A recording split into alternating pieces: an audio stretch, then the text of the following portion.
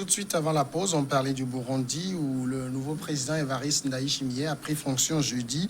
Évariste Ndayishimiye, Adam Adjonou, a dit qu'il allait poursuivre l'œuvre de son prédécesseur.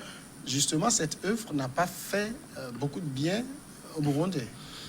Non, c'est mitigé parce que lorsqu'on dit que cette œuvre n'a pas fait beaucoup de... Vous savez, quelque part aussi, laisser... Je vais rappeler juste cette statistique. Quand il prenait le pouvoir, il y avait 65% des Burundais qui vivaient en dessous du seuil de pauvreté.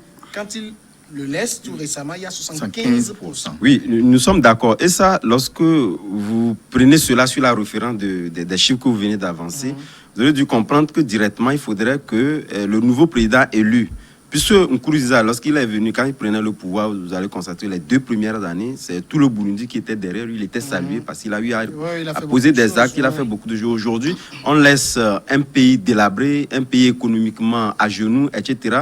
Ça fait que les défis à relever par le nouveau président sont énormes. Et comme je le disais tantôt, s'il le dit, ça dit que qu'on ne juge pas la personne du nouveau chef de l'État par rapport au discours qu'il a eu à présenter. Parce qu'il a dû, parce que lorsque vous poursuivez un peu... C'est le discours qui donne l'orientation. Je suis d'accord, mais lorsque vous poursuivez, vous comprendrez directement qu'il a dit d'autres choses qui un peu contrastent avec ce que le début ou les phrases que les gens prennent pour le juger aujourd'hui. Ça veut dire que lui-même, il sait de quoi il s'attend. Et lorsque vous regardez un peu dans le discours, du moins dans son programme de société, vous comprendrez que c'est un homme qui reconnaît réellement que le pays a besoin de grands défis. Et il faut des orientations assez claires, assez loin. Parce qu'aujourd'hui, je ne vois pas en quoi on peut développer la Burundi quand on ne s'accommode plus pas avec la communauté internationale qui s'attendait réellement à un discours beaucoup plus conciliant à l'égard du Burundi pour quand même dénouer un peu cette crispation qu'on a connue par le passé qui a permis à ce que la Burundi ne puisse pas bénéficier d'un certain nombre d'accords bilatéraux entre les pays. Donc je pense que du coup, c'est vrai que c'est un discours qui est discutable au vu de ce que la communauté internationale et surtout les Burundais attendaient. Vous avez évoqué tout à l'heure le cas en disant que voilà le fait que le stade soit plein et prouver directement c'est une adhésion. Moi, j'estime que sur cet aspect de la chose-là, il faut reconnaître que lorsqu'on organise ce genre de choses, c'est toute une organisation qui est derrière. Et ça, vous savez comment ça se passe partout ailleurs. Et ça ne peut pas directement... du moins se dire que c'est une adhésion totale. Mais ce qu'on sait, c'est que tous les Burundais pris dans leur globalité, ou presque, attendent quand même de ce président-là des actes assez conciliants qui fera en sorte que, d'ailleurs même il a lancé aussi un appel à tous les Burundais. C'est vrai qu'il les a critiqués dans un premier temps, mais il a lancé un appel pour que ceux qui sont à l'extérieur ne puissent pas, disons, noircir un peu le nom du pays à l'extérieur, qui reviennent, que sa main est toujours tendue, même si d'aucuns estiment qu'il faut se méfier des mains tendues en période de crise Covid-19.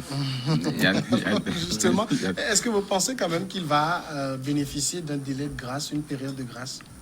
Oui, tout d'abord, je voudrais saluer aussi le courage de la Cour constitutionnelle du Burundi qui a fait ce qu'elle devrait faire. Parce que ce n'est pas évident en cette période de crise que la Cour puisse se prononcer de cette façon. Je suis désolé pour le président de l'Assemblée nationale qui n'a été président pratiquement que pour 1 ou 2 jours, suivant les tests. Je crois que cela devrait servir de cas d'école pour les autres cours constitutionnelles en Afrique. Il faut savoir s'adapter aussi aux situations et interpréter la loi comme il le faut, suivant les cas qu'on a. Et maintenant, effectivement, est-ce qu'on va accorder un peu de grâce de nouveau président, comme on le dit à M. Évariste Ndayishimiye? Je crois qu'il a voulu d'abord s'imposer comme tout nouveau dirigeant. Il a voulu montrer à tout le monde, que ce soit au niveau national comme international, qu'il est le nouveau patron du Burundi. Et après cela, les discours vont changer parce que, vous savez, c'est la politique. Déjà, la main tendue à tous les religieux, même ceux qui le détestaient ou ceux qui détestaient son prédécesseur, ben, c'est une façon de dire, mais écoutez, c'est main dans la main que nous allons construire le pays. Et le problème, c'est que nous sommes en 2020, on est carrément dans un autre siècle où on ne peut plus se permettre certaines choses comme les assassinats des dirigeants comme ça en toute impunité. Mais M. Évariste Ndayishimiye a intérêt à très vite lancer une diplomatie innovante, à choisir un ministre des Affaires étrangères qui sera quand même conciliateur, qui va arranger un peu ce qui est sorti du discours et l'image du pays, parce que le thème colon aujourd'hui, je crois que c'est un peu osé, puisque que ce soit nos amis, les Européens, ou les Américains, ou même les Russes ou les Chinois, tout le monde préfère le terme amitié. C'est une coopération, c'est un partenariat, c'est des échanges. S'il y a des écarts par rapport aux agissements de certains ambassadeurs ou de certains pays, il ne faudra pas globaliser. Parce que le problème, c'est d'être ennemi à tout le monde. Ce n'est pas bien. Il faudrait au moins avoir des amis. Donc, dire de cette façon les colons, parce qu'en Europe, ce n'est pas tous les pays qui sont d'accord sur peut-être ce que fait la Belgique au Congo, ou la France au Togo, ou ainsi de suite, ou dans d'autres pays.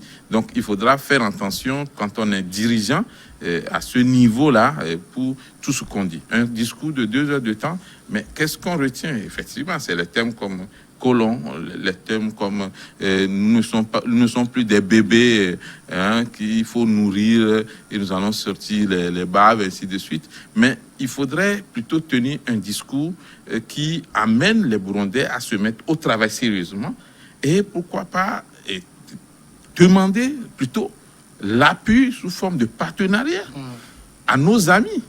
Mais il ne faut pas plutôt les braquer parce que c'est dangereux. Et aujourd'hui, je crois qu'aucun gouvernement ne peut ignorer le poste du portefeuille du ministère du portefeuille des Affaires étrangères et de la coopération. Nous sommes dans un monde où le coronavirus aussi est en train de sévir. Alors, nous avons besoin justement d'une solidarité internationale pour pouvoir s'en sortir.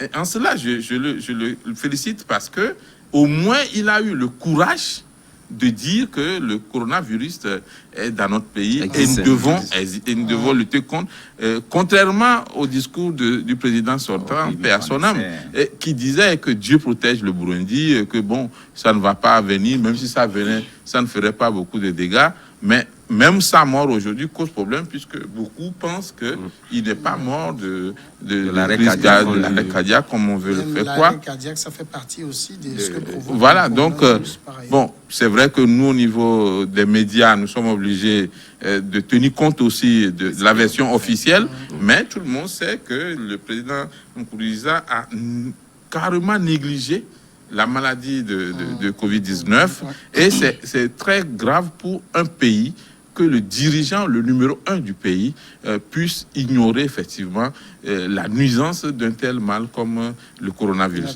Vivement que le Burundi se remette sur les rails et que le pays travaille pour sortir. Parce que je ne suis pas d'accord aussi qu'on pense que sans la coopération ou sans les partenariats, les pays africains ne peuvent rien faire. Non, c'est une objectivité. Ça, c'est une objectivité. Parce que c'est vrai que le discours le dit, mais c'est une objectivité donc, très partagée. Nous pouvons nous-mêmes nous battre, mais si les autres nous donnent un appui, ce serait juste une sorte de coup de main. Voilà. Mais développement sur des modèles de coopération. Voilà. Donc, il est temps, effectivement, avant de tenir ce discours au stade, il faudrait qu'un travail soit fait préalablement pour que ce soit au niveau de la classe dirigeante comme des citoyens des pays africains, nous puissions nous-mêmes nous prendre en charge véritablement, pas seulement tenir des grands discours. Il y a comme Imayaba, un point important aussi du discours, c'est sur les promesses qu'il a faites. Ndaye Chimia a promis, par exemple, construire 7 barrages pour les 7 prochaines années. Donc ça fera un barrage par an. On l'espère bien. Un hôpital pour chacune des 119 communes du pays. Bon, ils en ont 119, le Togo en a 117, mais le Burundi est beaucoup plus grand que le Togo quand même. Ainsi que des soins gratuits et une retraite égale au dernier salaire pour les fonctionnaires. Ça me dit c'est un président qui va aussi beaucoup s'intéresser au social, mais en a-t-il les moyens? Voilà la question. C'est un discours de Newcomer. Il faut reconnaître qu'il y a eu des couacs dans son discours. C'est que sur l'ensemble de son discours, ce n'est pas tout que les gens peuvent prendre comme vérité ou réalité. Et donc, dans ce qu'il a annoncé par rapport aux 7 barrages, je crois, et puis combien d'hôpitaux. Un hôpital dans les 119 un communes. hôpital par commune. Non, Oui, un hôpital par commune. bon, J'espère que ça va pas être des dispensaires. Oui. Des vrais hôpitaux, parce que les vrais hôpitaux, ailleurs, on promet un an, et puis un an après, c'est Effectivement, toujours à c'est l'étape à de l'état de- chantier. C'est par terre. Mais Ça on peut se dire voit. sur les médias qu'en juillet, En on va juillet, les Les géants va arriver. Et il y a les catapillars qui sont toujours là-bas. Il y a même l'inondation. on On les espère- prendra en on juillet quand prendra même. les gens au mot. En fait, c'est pour On dire donne que un nom étranger à l'hôpital. son discours qu'il a eu à faire, si on le décrypte, on va voir que ce qui sera fait réellement ne sera pas ce qu'il a dit. Mais nous disons qu'il n'avait pas intérêt à faire ce genre de promesses. Parce qu'aujourd'hui, vous savez, quand vous promettez, vous ne faites pas, ça vous rattrape. Parce que 7 ans, c'est rien. Hein. Ouais, est-ce que le peuple contrôle aussi ça? Oui, Les gens ne sont pas élus le sur les peuple programmes, commence- donc ils racontent du Ouais. n'importe En quoi. fait, Ils sont actuellement, élus, le peuple bon, est après, éveillé. Le peuple commence à écouter les promesses ou écouter ou observer À faire un les suivi. programmes. Quand vous avez 75% qui vient en deçà du seuil de pauvreté, Ouais. je ne vois pas quelle éveil vous voulez de. Il pense Non. qu'à manger, donc C'est pendant la justement- campagne, il peut prendre 2000, 3000, 5000. Oui. Il vote et puis bon, après, bon, basta. Non, non, aujourd'hui, ce qui est intéressant, c'est qu'on veut essayer une nouvelle personne, et qui est Évariste. Alors, Évariste doit se démarquer de Pierre Nkurunziza. C'est ce que le Heureusement, peuple- il est mort, donc son ombre ne va Bon, plus oui, planer sur oui, lui. oui. Mais on peut mourir, mais l'ombre peut toujours planer. Planer, hein, il On peut a vu planer. le cas C'est sa gouvernance, du Burkina Faso, il n'est plus- où l'arbre de Sankara a Il n'est plané plus, il n'est plus, longtemps. mais sa gestion existe toujours. Ce qu'il a fait est toujours là. Donc, il n'est plus. En fait, le régime de Nkurunziza est encore présent. Donc, il ne faut quand même pas négliger cet aspect-là. Alors, aujourd'hui, si Évariste vient, il fait un peu du différent par rapport à ce que les choses Nkurunziza faisait. Je crois que le peuple burundais va peut-être pousser un ouf de soulagement. Parce que, disons vrai, actuellement, le Burundi peine à relever vraiment parce que sont 15% au seuil de la pauvreté, qui vit au seuil de la pauvreté, c'est énorme. Oui, Et donc, mais- comment l'appelle-t-on? Si le Burundi ne s'ouvre pas à l'extérieur, aux partenaires, je ne pense pas qu'ils pourront, malgré que vous connaissez les ressources que dispose le Burundi. Donc, ce serait difficile qu'on puisse relever un grand nombre de défis. Oui, mais ce qu'il faut faire remarquer, c'est que vous avez évoqué actuellement la question des ressources.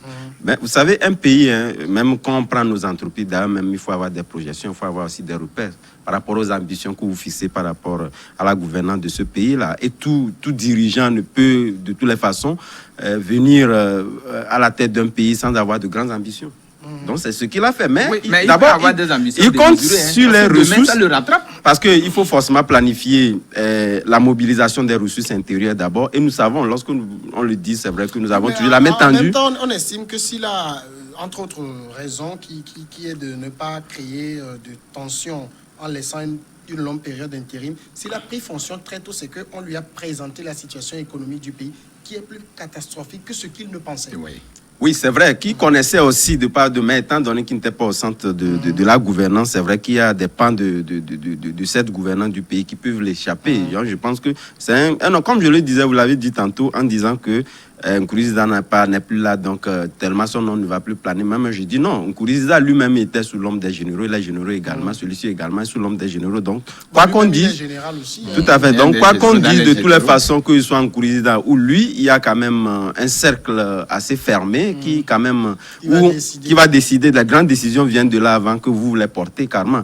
Mais je pense qu'au niveau de la mobilisation des ressources, que ce soit au niveau des pays développés, au niveau de nous, les pays sous-développés, nous avons le même modèle. Le même modèle qui voudrait dire que soit il y a des accords bilatéraux entre pays, il y a les ressources intérieures et également il y a les appels de fonds liés un peu à cette question qui est beaucoup plus récurrente de faire les émissions il y a un thème là qui vient souvent. Les emprunts obligatoires. C'est les trois, en fait, modèles. Soit les banques centrales décident d'injecter du liquide dans le pays, soit vous passez par ces emprunts obligatoires, soit par les relations bilatérales. Il n'y a que ça. Nos modèles économiques en Afrique sont ça. Et c'est sur ces modèles-là qu'on nous classe. Donc, je pense qu'il lui appartient aujourd'hui de pouvoir définir disons, une ligne conductrice en surfant également sur cet aspect de mobilisation de fonds. Et là, je Moi, pense j'ai que... aussi un dernier aspect. Est-ce que Ndaye Chimie va ouvrir une nouvelle ère de liberté retrouvée pour les médias en matière de droits de l'homme? Ça va s'améliorer. Vous savez, quand il y a un nouveau président, il faut nécessairement élargir un peu le champ. Ce qui avait comme problème dans le régime précédent, il faut essayer de l'arranger un tout petit peu. Mais on sait que généralement, ça dure 2 ou 3 ans. Après, on tombe dans les mêmes revers. Bon, moi, ce que je voudrais aussi faire remarquer, c'est que le nouveau président Évariste Ndayishimiye a eu à faire un discours qui ressemble plutôt encore à un discours de campagne. Du moment où tu auras un gouvernement qui aura quand même à se présenter devant la chambre représentative du pays, ben, il y a certaines choses qu'il ne faut pas faire. Un discours lors de la prestation de serment doit être vraiment un discours global, un discours qui ne va pas aller jusqu'au fond des sujets comme promettre par exemple 7 hôpitaux. Non, 7 barrages. 7 barrages, un hôpital par commune au pays. Bon, si on prend le cas des hôpitaux, il y a différence justement entre un hôpital de qualité et juste un centre médico-social ou des centres préfectoraux de santé. Je crois qu'il devrait apprendre un peu du gouvernement togolais qui a promis un seul hôpital de référence. Un hôpital de prestige, un grand hôpital qui malheureusement n'est pas livré. Oui, je ne pense pas qu'on puisse livrer ça dans le mois de juillet, vu l'état d'avancement des travaux. Parce que d'abord, bon, moi j'avais critiqué déjà le choix du lieu qui doit abriter l'hôpital de référence, parce qu'un hôpital quand même, il faut voir tout. Bon, il faut voir l'endroit où on construit. Si ça en tenait seulement l'hôpital de calendrier pour le livrer, c'est que ce que nous constatons sur le terrain, c'est que cet ouvrage-là est en cours. C'est en et cours. Ça, je pense que on ne va pas trop tenir rigueur en ce qui non, concerne non, c'est en cours. L'essentiel est que ça va venir. Je pense que quand on est dirigeant, diriger, c'est gouverner, c'est prévoir. Donc, il ne faudra pas juste sortir des paroles. Mais ça a été justifié. Mais ça a été justifié. Non, moi, je parle du Burundi. Maintenant, je parle du Burundi. Ça a été justifié. Maintenant, je parle du les Burundi. contingences. Non, on est d'accord. Mais les contingences du milieu. Les contingences.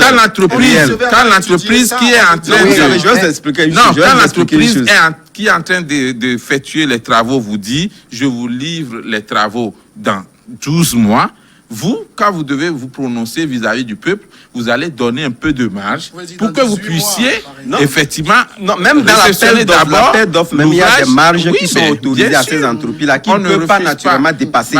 Aujourd'hui, ce qu'on peut dire... Ce qu'on souhaite à Évariste Ndaye, c'est de ne pas subir le sort... de même sort qu'ici. C'est-à-dire qu'il faut se réserver de faire des promesses pour le cas Togo, là, qu'on ne il y a le pourra problème de pas corona tenir qui a bloqué facilement. les activités. Non, il ne faut pas le dire ça. Non, il faut pas dire ça. Le retard, ce n'est pas au moment de coronavirus que on a constaté cela. Non, ensuite, un hôpital... Le corona est venu 7 mois après qu'on a fait la promesse. Oui, mais nous ne disons pas que même s'il n'y avait pas corona... Donc, il faut ce qu'on va souhaiter... Nous sommes toujours Burundi. Ce qu'on va souhaiter au président burundais, c'est de tout mettre en œuvre pour que les paroles que lui-même il a eu à sortir, un hôpital par commune, que ça soit respecté. Les 7 barrages, il faut tout faire pour construire les 7 barrages. Et en même temps aussi, je l'avais dit tantôt, faire une diplomatie de coulisses, même si on veut aux yeux des Burundais montrer que bon, on est souverainiste, on peut s'en foutre des autres, alors que ce n'est pas trop vrai. Je crois que c'est important. Messieurs, passons au second sujet. On va revenir un peu en Afrique de l'Ouest, c'est la Côte d'Ivoire. À 4 mois de la présidentielle, l'ancien président ivoirien Laurent Gbagbo a lancé une initiative pour des élections apaisées en 2020, selon un test de son porte-parole Justin Katina Koné. Le président Laurent Gbagbo note que la généralisation de la violence électorale met en péril la démocratie. C'est pourquoi il lance cette initiative pour une élection sans violence en 2020. C'est ce qu'a écrit M. Katina. Selon ce test, M. Gbagbo a demandé à son parti, le FPI, et ses alliés de porter cette initiative afin d'entreprendre en amont toutes les démarches nécessaires en direction des acteurs politiques, des leaders d'opinion, de la société civile et religieuse, ainsi que des représentations diplomatiques présentes dans notre pays à l'effet de travailler à la pacification. Finalement, je ne vais pas dire adouci, mais Gbagbo change un peu de ton. Oui. Samuel Gbagbo change considérablement. Et si c'est dans ce sens qu'il est en train de mener son combat, je crois que c'est salutaire. Donc il ressemble un peu je le compare un peu à l'ex-président sud-africain. Non, pas Mandela, qui aujourd'hui, les paroles qu'il est en train d'annoncer, c'est pour apaiser peut-être toute la Côte d'Ivoire. Lui-même reconnaît que depuis pratiquement 15 années, toutes les élections qui ont eu lieu en Côte d'Ivoire sont émaillées de violence. Et que ça fait vraiment de pertes en matière économique, en matière humaine et tout. Et donc aujourd'hui, s'il prononce ce discours et qu'il sait aussi que les gens l'attendent énormément en Côte d'Ivoire, donc les gens attendent qu'il se prononce par rapport à ces élections qui sont en cours. Et donc ces sorties, ces discours qu'il est en train de profiter à l'endroit du peuple ivoirien, je crois que ça peut adoucir les mœurs. Aujourd'hui, les gens attendaient qu'il dise quelque chose aujourd'hui, que surtout qu'il a eu cette possibilité de circuler dans les combien d'États, une liberté, et comment l'appelle-t-on, sous condition. Et donc aujourd'hui, les gens attendaient même qu'il descende à Côte d'Ivoire, mais ce serait difficile. Je suis sûr que ce serait difficile parce que il ira en Côte d'Ivoire, mais il suffit qu'il négocie. Oui, c'est ce que je dis. S'il ne négocie pas, ce serait difficile parce que actuellement, Ouattara ne peut pas. Vous savez qu'il y a aussi la peine 20 ans de choses là qui n'est pas encore levée. Tout ça fera partie de la négociation. Voilà, donc c'est pourquoi je dis s'il négocie bien. Et c'est cette négociation qu'il a commencé peut-être en lançant cet appel de pacification, cet appel de non-violence. Je crois que ça peut... Comme on m'a dit quelque chose d'important, on a l'impression que dans l'appel que lance Gbagbo, c'est des yeux doux qu'il fait finalement à Ouattara par rapport à leur cas à lui et Charles Blé Goudé. Mais Laurent Gbagbo est un politicien qui sait faire ses calculs. Vous savez, quand on est un ancien président du pays, il est difficile de dire comme ça, je demande pardon au président Ouattara, je veux revenir dans mon pays. Mais on englobe tout ça là dans un discours politique, on dit, nous avons besoin de dialoguer. Nous avons besoin de dialoguer et il évoque le problème de la violence qu'il y a toujours eu au moment des élections présidentielles ou des élections tout court. Il dit qu'il faut que ces violences-là cessent. Et il y a beaucoup d'autres choses que nous devons régler. Bon, il inclut bien sûr le problème de son retour et du retour de Blé Goudé et également la libération de ceux qui ont été arrêtés. Aujourd'hui, la question de la peine de 20 ans qui plane sur la tête de Gbagbo en Côte d'Ivoire comme de Blé Goudé, ce n'est pas un problème. Du moment où si le dialogue commence, on peut mettre tout ça là sur les négociations politiques et on peut effectivement oublier cette peine-là parce que le président Ouattara a la possibilité toujours de gracier son ancien collègue, M. Gbagbo. Alors aujourd'hui, l'appel de M. Gbagbo, c'est à double sens. Premièrement, je veux négocier avec toi, Ouattara, je veux négocier pour que le pays soit pacifié. On a trop de divergences, il faut qu'on planifie effectivement, qu'on s'entende sur le minimum. Secondo, d'une façon générale, les élections qui vont venir, il faudrait déjà commencer par dialoguer pour que ces élections soient pacifiques et n'amènent pas à d'autres crises. Je crois que c'est en cela que le FPI, qui est le parti de M. Gbagbo, a encore suivi, a relayé effectivement cet appel de Gbagbo et a donné des précisions que tous les sujets seront à l'ordre du jour, y compris le retour de M. Gbagbo, le retour de M. Blé Goudé. Bon, aujourd'hui, c'est vrai, M. Gbagbo veut revenir dans son pays. Tous les citoyens ont envie de revenir dans leur pays. Personne n'est très à l'aise à vivre, surtout en exil. Si c'est toi-même qui as choisi d'aller faire des vacances, ça c'est autre chose. Mais tous les citoyens ont toujours, même dans nos pays, nous avons envie d'aller dans nos villages, toujours. Bon, des fois, c'est quand il n'y a pas les moyens pour que tu fasses aller-retour les week-ends, parce que quand tu arrives quand même, on veut voir ce tonton-là qui revient quand même bien au village. Donc, Gbagbo va revenir dans son pays, ça, nous sommes convaincus. Quand est-ce qu'il va y aller? Peut-être avant les élections, si les négociations commençaient. Et aujourd'hui, M. Ouattara n'a pas intérêt à refuser la proposition de M. Gbagbo. Tout ce qui va l'énerver, c'est que ce soit M. Gbagbo qu'il annonce. Voilà, il aurait pu l'annoncer lui-même. Bon, ça lui donnerait encore plus de points. Crédit.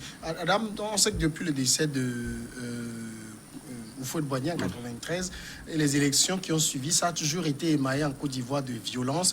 Et ce que met en place Laurent Gbagbo là, est-ce qu'il se dit, tiens, les élections, enfin la présidentielle de cette année risque de connaître le même sort que toutes les autres présidentielles si on ne fait pas quelque chose maintenant?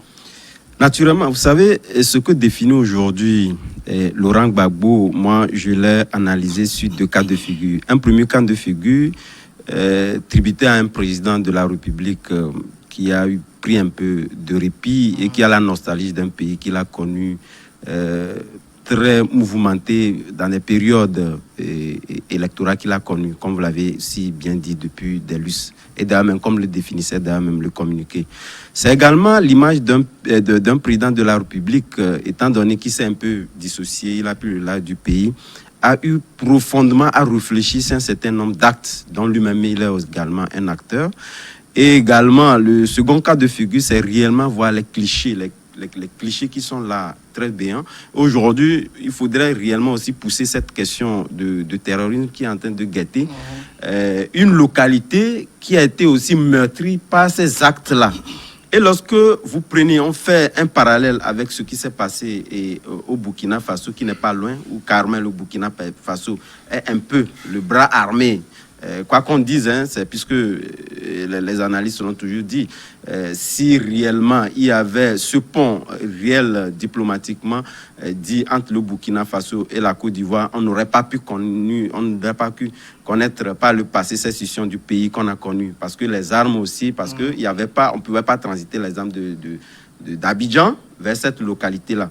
Et ces clichés-là, également, lorsqu'on les pousse, vous allez constater que c'est quand c'est arrivé. Lorsqu'on prend sur le cas dans le temps, lorsqu'on les circoncit un peu dans le temps, vous constaterez que c'est après l'arrestation de l'ancien chef rebelle qui est Guillaume Soro, etc. Et dans la même localité, pratiquement, qu'on reconnaît ces gens de tout. Ça voudrait dire quelque part que le terrain est déjà miné pour qu'on puisse en arriver là.